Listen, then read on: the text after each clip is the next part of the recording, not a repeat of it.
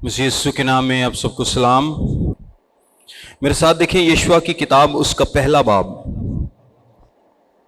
यशवा की किताब उसका पहला बाब उसकी पहली आयत से लिखा है। और खुदावंद के बंदा मूसा की वफात के बाद ऐसा हुआ कि खुदावंद ने उसके खादिम नून के बेटे यशवा से कहा, मेरा बंदा मूसा मर गया है, सो अब तू उठ और इन सब लोगों को साथ लेकर इस यर्दन के पार उस मुल्क में जा जिसे मैं उनको यानी बनी इसराइल को देता हूं। जिस जिस जगह तुम्हारे पांव का तलवा टिके उसको जैसा मैंने मूसा से कहा मैंने तुमको दिया है। बियाबान और उस सारे लबनान से लेकर बड़े दरिया यानी दरिया फरात तक हित्तियों का सारा मुल्क और मगरिब की तरफ बड़े समंदर तक तुम्हारी हद होगी। तेरी जिंदगी भर कोई शख्स तेरे सामने खड़ा न रह सकेगा। जैसे मैं मूसा के साथ था वैसे ही तेरे साथ रहूंगा। मैं ना तुझसे दस्तबरदार हूंगा और ना तुझे छोड़ूंगा। सो मजबूत हो जा और हौसला रख, क्योंकि तू इस कौम को उस मुल्क का वारिस कराएगा जिसे मैंने उनको देने की कसम उनके बाप दादा से खाई। तू फक्त मजबूत और निहायत दलेर हो जा कि एहतियात रख कर उस सारी शरीयत पर अमल करे जिसका हुक्म मेरे बंदा मूसा ने तुझको दिया।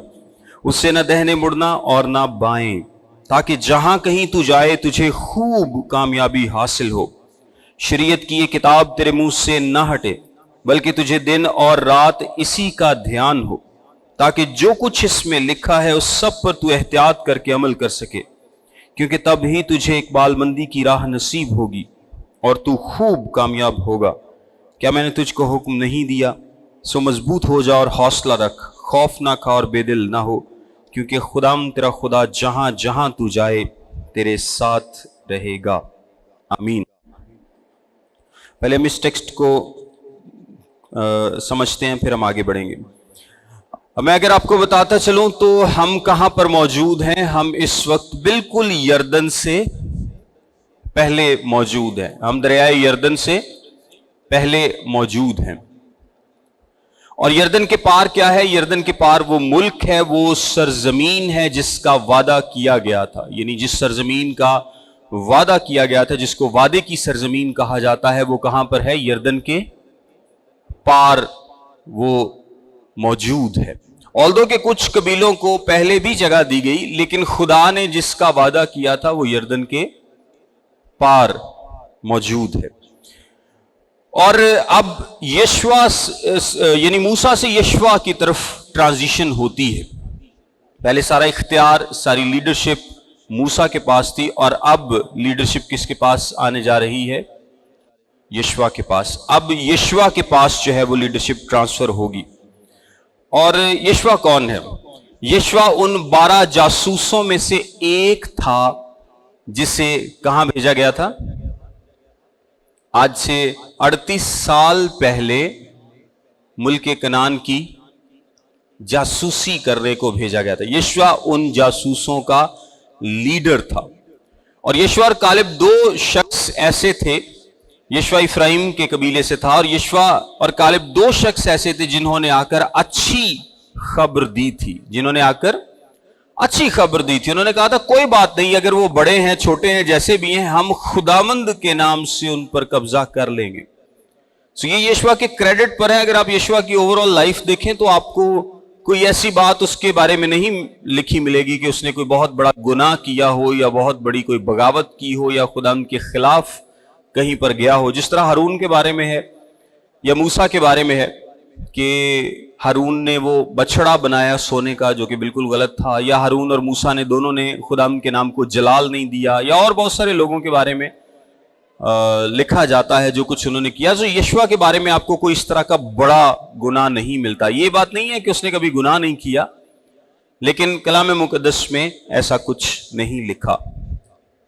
ऐसा कुछ बड़ा होता तो जरूर लिखा जाता। सो यशवा जो बड़ा डेडिकेटेड किस्म का शागिर्द था, वो एक जबरदस्त वॉरियर भी था और मूसा के बहुत क्लोज था। अब मूसा से यशवा को ट्रांसफर हो रही है ये लीडरशिप। और यशवा कौन है? यशवा कोई मूसा का बेटा थोड़ी है। मूसा ने अपने किसी बेटे को ये ट्रांसफर नहीं किया कि मेरा बेटा, मैं तो मेरे बाद मेरा बेटा लीडर बनेगा। सो उसका बेटा लीडर नहीं बनेगा, बल्कि कौन लीडर बनेगा? एक अननोन बंदा। अननोन इन अ सेंस कि वो रिलेटेड नहीं है या किसी बड़े खानदान की पैदाइश नहीं है। ये सारे गुलाम थे, इनमें बड़े खानदान तो हो गए ही नहीं है। सच जो रईस बने बाद में वो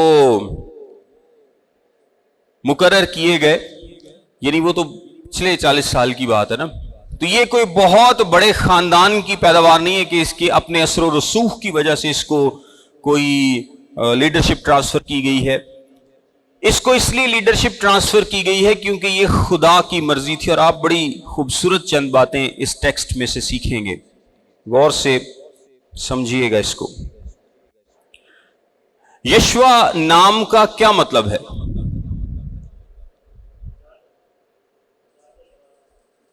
यशवा नाम का क्या मतलब है? यहोवा बचाता है, या यहोवा सेव्स।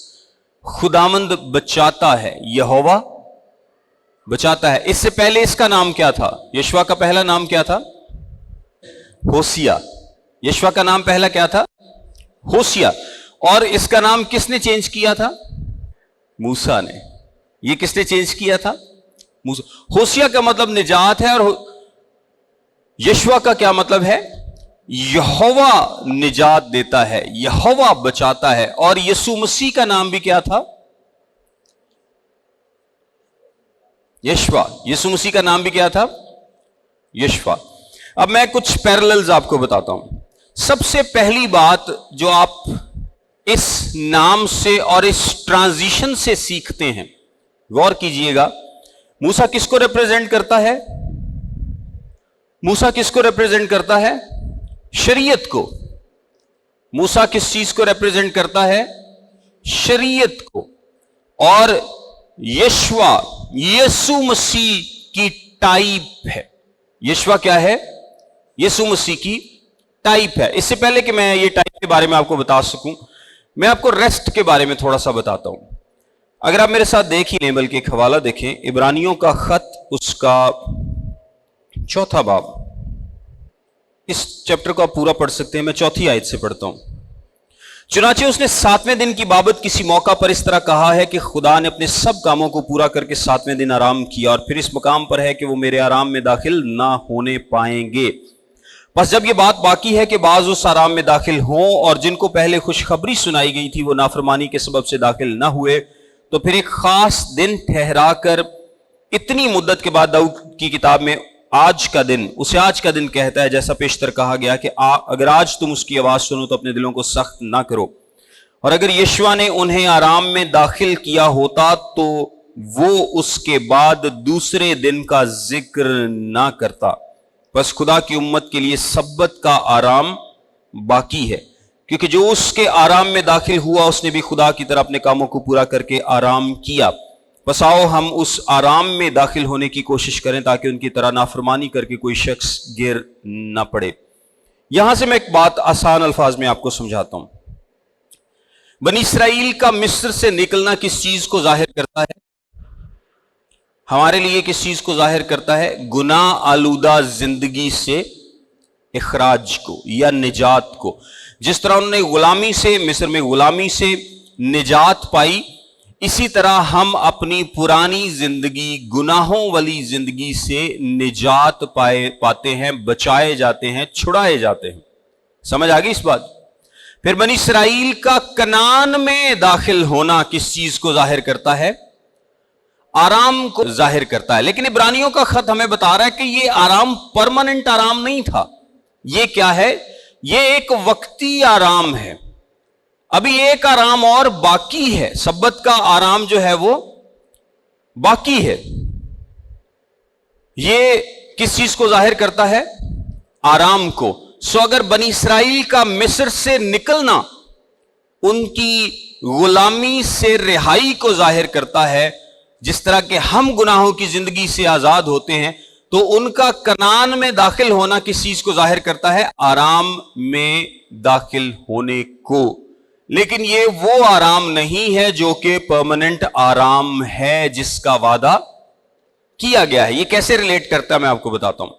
और हमारा पैरेलल क्या है, ये जिंदगी जब हम यीशु मसीह को कबूल कर लेते हैं तो हम भी क्या हो जाते हैं, आराम में दाखिल हो जाते हैं। हम भी क्या होते हैं, आराम में दाखिल हो जाते हैं। लेकिन क्या ये हमारा आराम जो है ये परमानेंट है? ये दूसरा आराम है, ये परमानेंट रेस्ट है?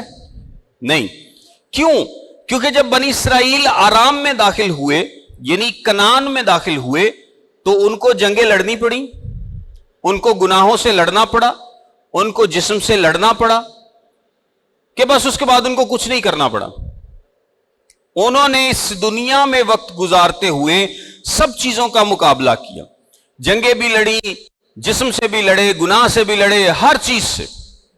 इसी तरह एक ईमानदार जब वो मसीह पर ईमान ले आता है, वो रेस्ट में दाखिल हो जाता है। लेकिन रेस्ट में दाखिल होने के बाद भी वो क्या करता है, गुनाह से लड़ता है, इस जिस्म में जिंदगी गुजारता है।